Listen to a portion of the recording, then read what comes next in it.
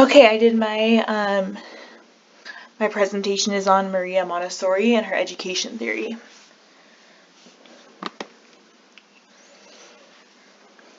Maria Montessori she's actually a super interesting person to learn about and to read over all of the work that she did. She was born in 1870. Oops, sorry. Got my baby here in my arms, so I'm doing this. So she was born in 1870, and she was born to, her parents were pretty well educated, but it was still very, it wasn't the norm for a girl to be going to school like this. Originally Maria wanted to go into engineering, but as she went through her schooling, she decided she wanted to become a doctor. Her parents actually wanted her to pursue teaching. It's a little bit more acceptable for a woman to do at that time, but she was determined. And she had to really fight to get into medical school because they weren't really allowing women in back then. But she became one of the first women in, and she did successfully become a doctor in 1896.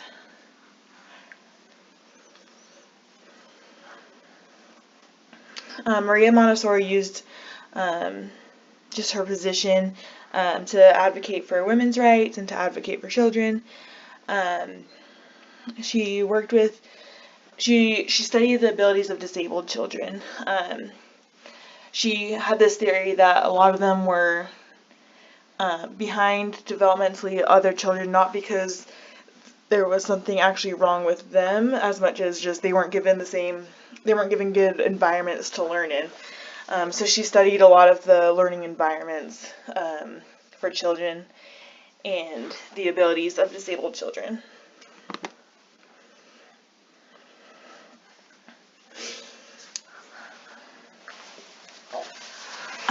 When Montessori was working in Rome, she was invited to start a child care facility in a poor district of Rome. Rome was growing really fast, and the architecture was actually growing faster than the people there. So it ended up creating a lot of ghetto areas, and they had like huge buildings that they just kind of like leave the children. It was essentially like a prison for children during the day while the parents were at work. So they wanted to start a facility to take care of these children, and they let her come in to build this facility for these kids, and she designed it and everything and got to use all the things that she'd learned and observed over the years.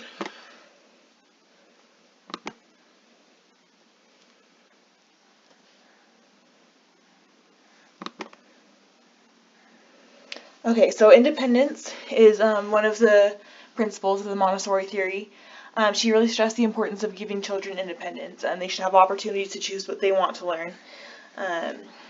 And one of the things she talked about was trying not to intervene if a child feels that if they have the confidence that they can successfully do something, like don't interrupt them to do it your way, whether it's faster or you think it's better or whatever the case may be.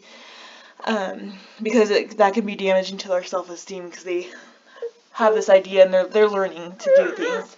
Shasher. And they'll try and there'll be natural consequences if it doesn't work, but those independent trials are very important to learning. Another principle of her theory is observation. She stressed that we should observe children without our own biases, so that we can grow to understand their needs. This is really how Montessori learned as much as she did. She was great at observing and letting the children kind of take the lead. Which brings us to the next principle, which is following the child. You should follow them kind of just, like I said, just observing them and finding out what their needs are and find out how you can address them. And also she talked about not directing the children. Don't be like, oh, here's how you do this, and like laying it out for them. It's important to let them explore and learn to do things their way, and they'll learn what works best for them and what doesn't work for them, just like we all have to do. And also within that, you want to set safe limits for the child and allow them to make choices within those limits.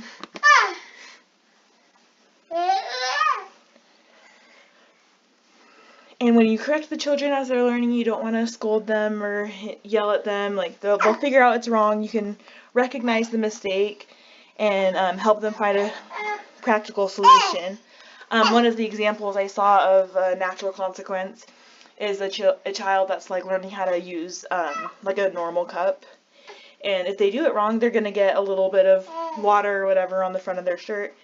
But it's not a huge deal, that's not unsafe, and they can kind of learn that's, oh hey, like drinking out of it this way didn't work, so they might try something new the next time.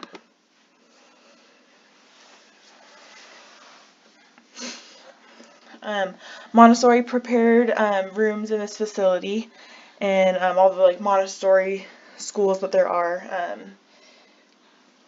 have rooms. And they're made with things that are child size. All the tables and chairs are at the perfect height for the children, and they're specifically made to be safe for the children so that they can explore and learn on their own with just the adults observing but not necessarily directing. And the room offers many choices of activities so that the child can lead the activities with their interests. And the last theory, or the last principle of the theory, is that children have an absorbent mind. Babies and toddlers don't need structured lessons to learn. When you have a baby, you don't have to sit them down and have English lessons or any language lessons.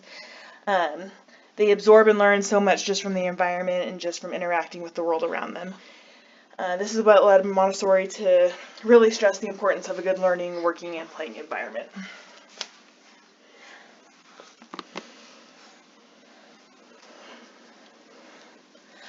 Anyone who wants to follow my method must understand that he should not honor me, but follow the child as his leader. And that was a quote from Maria Montessori, and I thought that really summarized her whole theory really well.